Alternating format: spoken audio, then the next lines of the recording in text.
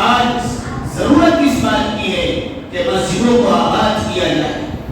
آج مسجدیں آباد ہوں گی اور اجتماعیت کے ساتھ کسی مسئلے کے حل کے مطابق حل کے لیے ہم دعا کریں گے, ہاتھ اٹھائیں گے, تو اللہ اس مجمع میں کسی نہ کسی بندے کی برکت سے ضرور ہماری دعائیں قبول کرے گا. لیکن آج افسوس ہے کہ جہاں دوسری چیزیں چھوٹ رہی ہیں وہیں یہ ایک اہم عبادت جو زندگی میں کبھی بھی معاف نہیں ہے, خاص طور سے مردوں کے اوپر, وہ نماز کتنی غفلت کے ساتھ, کتنی لاوالی کے ساتھ چلی جا رہی. آج بغل میں گھر ہے, اذان جس وقت شروع ہوتی ہے اس وقت ہم مسجد کی دہلیز پر رہتے ہیں, اور جو ہی نمازی آنا شروع ہوتے ہیں ہم مسجد کی دہلیز سے اٹھ کر گھر چلے جاتے ہیں. کیسے ہم مسلمان؟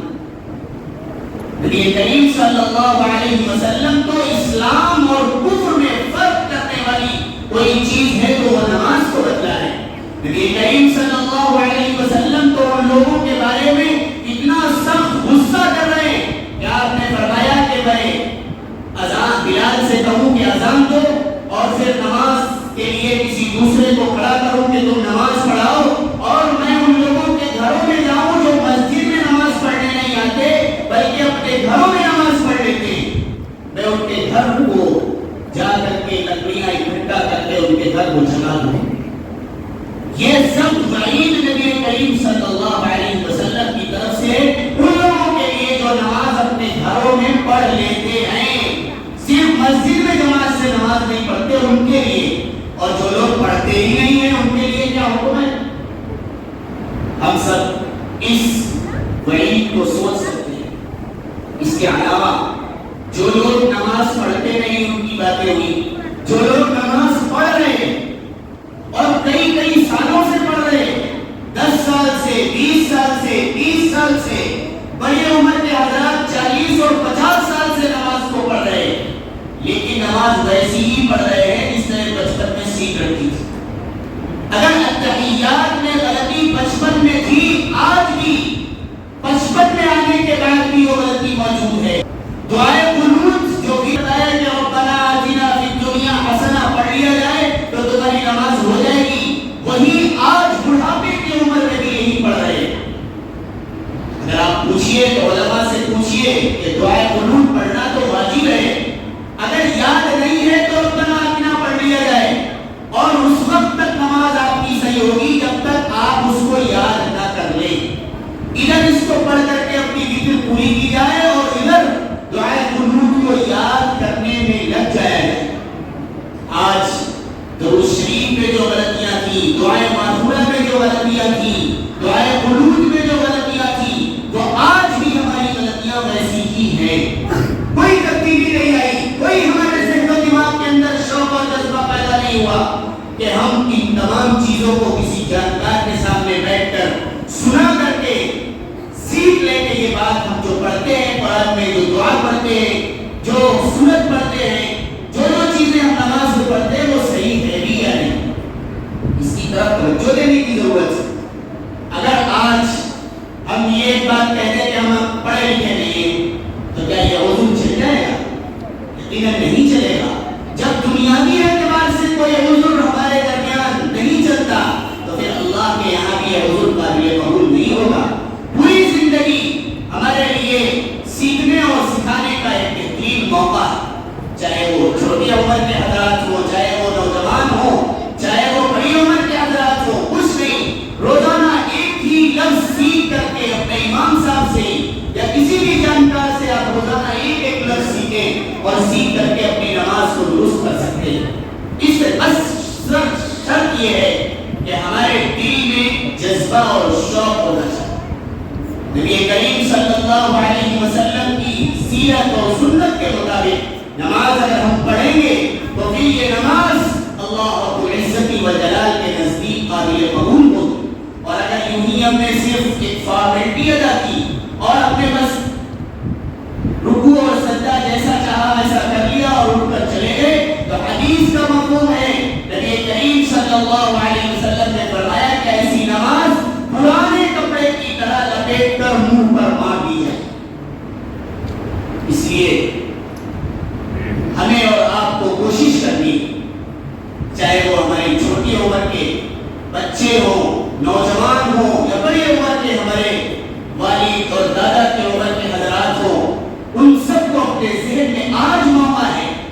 اپنے ذہن کے اندر، اپنے دل کے اندر یہ جذبہ اور شوق پیدا کرنا ہے کہ کسی بھی طریقے سے ہم جو نماز پابندی کے ساتھ پڑھ رہے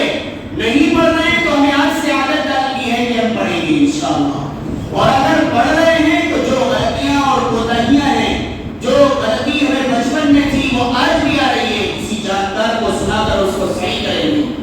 یہ تو نماز کی بات ہوئی۔ میں نے جو آیت پڑھی، اللہ رب العزت والجلال نے اس آیت کے اندر فرمایا وَعِبَادُ الرَّحْمَنِ، یہ تمام جو لوگ ہیں یہ سب رحمان کے بندے،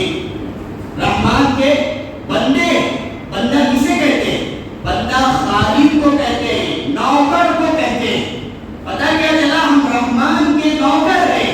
ابھی مفتی صاحب نے مثال دی کہ جس طریقے سے خادم اپنے مالک کی ہر بات مانتا ہے، اسی طریقے سے اگر ہم اللہ کے بندے ہیں تو ہمیں اللہ کی ہر بات ماننی ہے۔ زندگی کا کوئی بھی موڑ آئے، زندگی کا کوئی بھی گوشہ ہے، زندگی کا کوئی بھی لمحہ ہے، اللہ کا حکم، اللہ کے نبی جناب محمد رسول اللہ صلی اللہ علیہ وسلم کی وہاں پر رہنمائی موجود ہے، وہاں پر ان کی سنت اور سیرت موجود ہے، ہمیں اس کے مطابق عمل کرنا ہے۔ میرے جو آیت پڑھی وَعِبَادُ الرَّحْمَنِ الَّذِينَ يَمْشُونَ عَلَى الْأَرْضِ هَوْنًا، کہ رحمان کے بندے وہ ہیں جو زمین میں عاجزی کے ساتھ چلتے ہیں۔ کیا پتا چلا کہ ہر شخص کو اپنے اندر عاجزی پیدا کرنی، ہر شخص کو عاجزی پیدا کرنی۔ اگر ایک مالک کے سامنے ایک خادم، ایک نوکر اب تکبر ظاہر کرے تو پھر مالک اس سے ناراض ہو جاتا ہے، مالک اس کے سامنے اس کے جو ضروریات ہوتی ہیں ان کو پورا نہیں کرتا، اس کو کسی بھی طریقے سے خوش نہیں کرتا۔ لیکن اگر یہی خادم اور نوکر اپنے مالک کا فرمانبردار ہو جاتا ہے تو پھر وہی مالک اس کے لیے ہر ممکن کوشش کرتا ہے، ہر ایسا کام کرتا ہے جس سے اس نوکر کی زندگی آسان ہو جائے۔ یہی بات ہے کہ اگر ایک شخص اپنے مالک کی بات مانتا ہے اور ہر موقع پر اس کی خدمت کرنے کے لیے تیار رہتا ہے، ہر موقع پر اس کا حکم ماننے کے لیے تیار رہتا ہے، تو پھر اگر یہ شخص کوئی مصیبت آتی ہے، پریشانی آتی ہے، چہرے سے اس کا اثر ظاہر ہوتا ہے تو مالک پوچھتا ہے کیا بات ہے،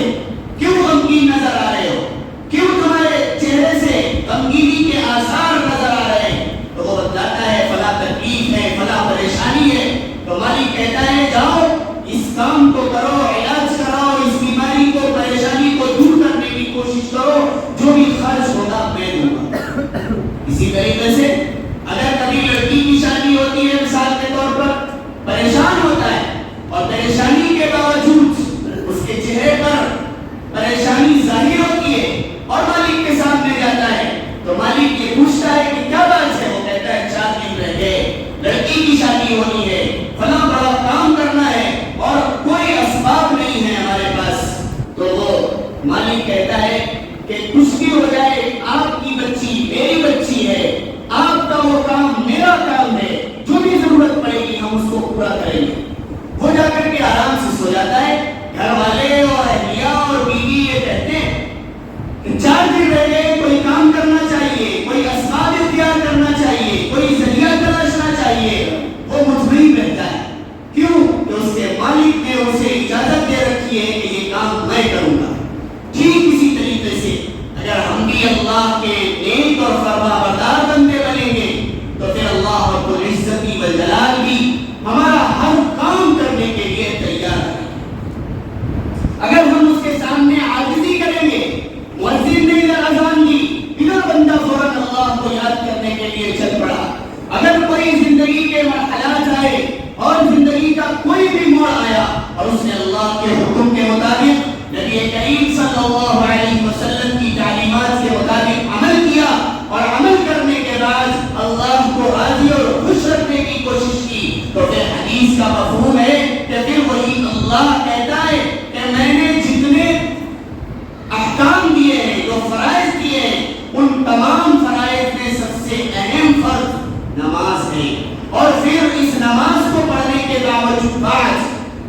نافل ہیں اس سے ہمارا قرب اور ہمارا تقرب بڑھتا ہے، اور پھر اس طرح قرب بڑھنے کے بعد میں اس بندے کا ہاتھ بن جاتا ہوں جس سے وہ بندہ پکڑتا ہے، میں اس بندے کا پیر بن جاتا ہوں جس سے وہ چلتا ہے، میں اس بندے کا کان بن جاتا ہوں جس سے وہ سنتا ہے، میں اس بندے کے آنکھ بن جاتا ہوں جس سے وہ دیکھتا ہے۔ کیا پتا چلا؟ اسی کو تو اللہ نے کہا ادعونی استجب لکم، کہ تم مجھے پکارو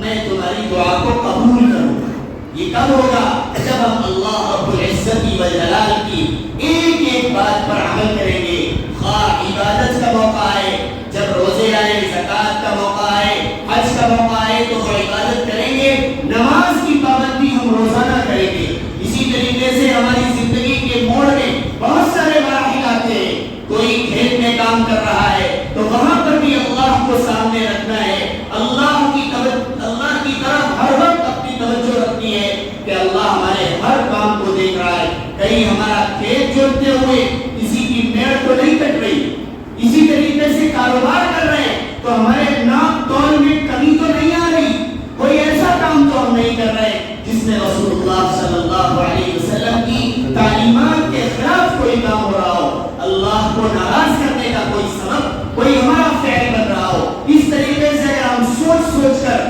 ہر موڑ پر اللہ کو راضی اور خوش رکھنے کی کوشش کریں گے تو اللہ ہم سے راضی ہوگا، اور پھر ہم اس کے عاجز بندے بن کر کے، عاجزی اور انکساری والا بندہ بن کر کے جئیں گے، پھر اللہ ہماری ہر ضرورت پوری کرے گا۔ اور پھر ایسے موقع کے بعد ہم کسی بھی مرحلے کے لیے، کسی بھی چیز کے لیے اس کے سامنے ہاتھ اٹھائیں گے تو پھر اللہ ہماری دعاؤں کو قبول فرمائے۔ آج اگر کوئی مرحلہ آ جائے، کوئی پریشانی آتی ہے، ہر طرف لوگ ہاتھ اٹھاتے ہیں اور یہ کہتے ہیں اللہ یہ پریشانی دور ہو جائے، یہ مصیبتیں دور ہو جائیں۔ آج لوگوں کا شکوہ ہے کہ ہماری دعائیں قبول نہیں ہوتی، صرف بات یہ ہے کہ آج ہم نے اپنے آپ کو اللہ کا مکمل فرما بردار بندہ بن کر کے نہیں دکھایا۔ اگر ہم بنیں گے تو انشاءاللہ یہ تمام چیزیں اللہ کی رحمت اور اللہ کی برکات ہمیں اپنی زندگی میں بھی دیکھنے کو ملے گی۔ یہ چند باتیں تھی جو میں نے آپ حضرات کے سامنے کہی، طبیعت بھی ٹھیک نہیں ہے، دعا بھی کیجیے اللہ شفا عطا فرمائے، اور جو باتیں میں نے کہی ہیں اس پر عمل کی توفیق